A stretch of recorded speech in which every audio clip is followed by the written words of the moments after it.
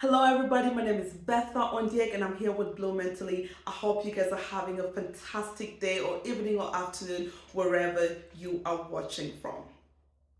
Have you ever received a call or a text from a loved one or a friend or a brother or family and they're saying, hey, I am not feeling okay, I'm not doing okay, I am struggling, and you did not know what to do. You didn't know how to respond or even how to provide support for them. If so, this video is for you. I am going to walk you through what to do and what not to do, and most importantly, how to respond to people who share with us that they are not doing or feeling okay. First and foremost, it is very important that we normalize it is okay to not be okay. And I can never emphasize this enough. I think we have continuously used the phrase of it's okay to not be okay, but not followed with actions that provides a safe environment for people who are not feeling okay to be okay with not being okay, right? So we just don't want to continuously use the phrase and normalize the phrase. We want to normalize the actions around it's okay to not be okay, right? Oftentimes we tell people it's okay to not be okay, and then they share how they feel, they share what's going on, we criticize them, we push them aside, we don't include them, and then the phrase becomes very meaningless and useless. So just a quick reminder, it's not just the phrase that we want to normalize, we want to normalize the actions that provide a safe environment for people who are not okay to feel like it's normal and okay to not be okay. Now, oftentimes when people are not feeling okay, they're looking for four things from my perspective. Number one, they're oftentimes looking for some sort of reassurance, right? They have some kind of fears and doubts that are lingering in their lives, and they're looking for someone to reassure them that it's okay, they'll figure it out. They're looking for somebody to clear away those doubts and fears that they have. Two, when people are not feeling okay, they're oftentimes looking for some kind of support, right? And they're looking for some kind of support across board. Number one is they're looking for mental, emotional, social, it could be financial, it could be professional support. It's your responsibility as you listen to them to figure out what kind of support they need and what kind of support you can provide for them. So just be aware that people who are not doing okay will require some level of support. Number three is oftentimes they need to feel empowered and motivated. People who are not feeling okay are most likely demotivated. They don't feel empowered. Their cups are empty, right? They have nothing else to fill themselves with. So they're looking for somebody to speak life and power into their life. And this is going to be a very important part of listening to these people who are not feeling okay. How can I empower them? How can I motivate them? How can I inspire them to do better, to feel better as they continue to figure out how to be better? And lastly, oftentimes these people need presence. They need to feel like they're part of something. They need to see their loved ones. They need to see people vouch and root for them. And so it's important to figure that out. Oftentimes we think that presence means that you have to be physically there. Sometimes it's emotional presence. Sometimes it's mental presence, right? So figuring out, hey, can I text? Sometimes I feel like I'm close to my family when I'm able to call and text them, right? When I'm able to just speak to them on the phone, even though we're 1,000 miles away, just calling and texting makes me feel like they're present with me. There are things that people do not need when they say they are not okay. And oftentimes things that they don't need are the things that we provide them with. So this segment is going to be very important. Try to pay attention to them because we have all done these things at some point in life.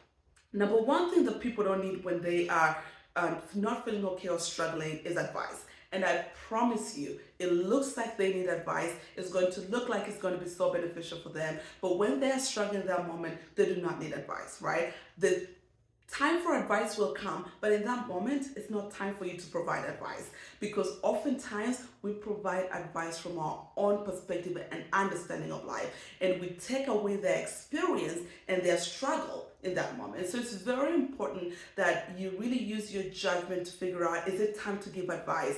And I promise you, a good 80% of the time when people are not feeling okay, when people are struggling, it's not the right time to give their advice. They are not looking for your advice in any way, shape, or form unless they verbally ask for it.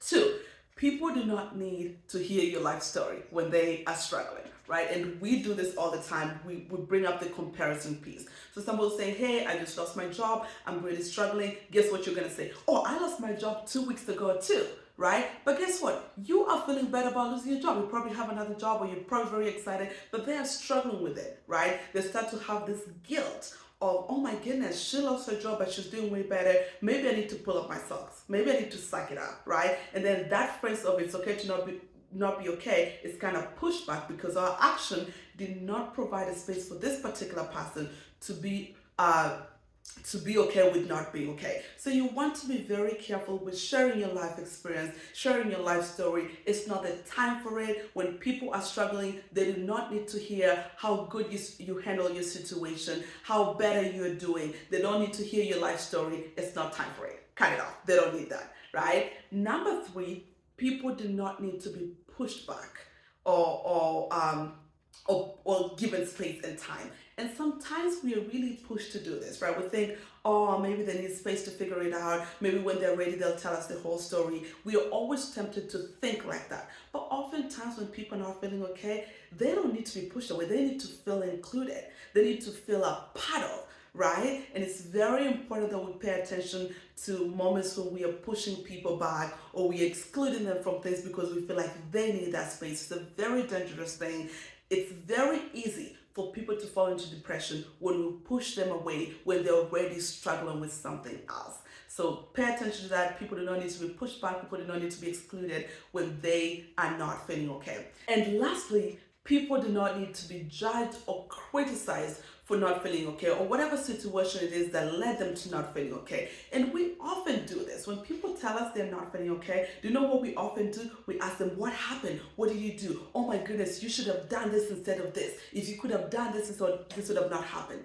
Judgment. You're passing judgment, right? You're criticizing this person for the actions that they did that could have potentially led them to not feeling okay. And I can understand that, but this is not the time for it. When people are not feeling okay, it's not time for you to pass judgment. It's not time for you to criticize. So you want to be you want to pay very much attention to the things that you say and do that could be judgmental to people who are not feeling okay, because it could really be detrimental to them finding healing or walking through this process that's very difficult and challenging in one or the other.